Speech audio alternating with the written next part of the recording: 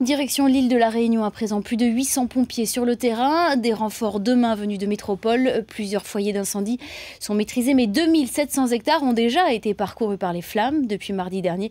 Depuis la Réunion, nous retrouvons notre correspondant Pascal Souprayen. Comment s'organise exactement l'évacuation des habitations ?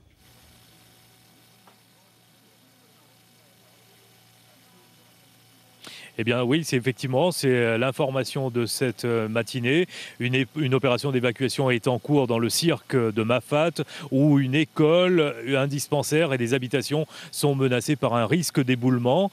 La falaise est fragilisée par un incendie qui est en cours. Dans la région ouest de notre île aujourd'hui, effectivement, le vent a baissé, mais le feu qui se propage sur un front de plus de 20 km peut être actif en certains endroits. Alors, est-ce que la polémique enfle? On parle beaucoup du retard des secours, on en parle beaucoup sur l'île.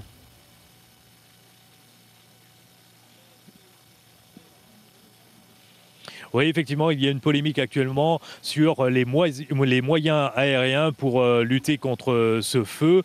La population aurait souhaité avoir des moyens supplémentaires car les pompiers luttent actuellement avec des hélicoptères et des hommes.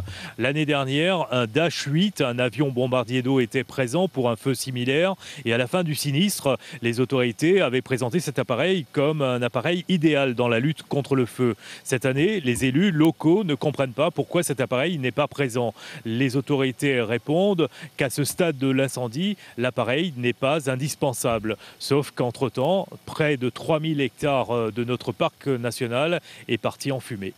Pascal Souprayen, direct de l'île de la Réunion.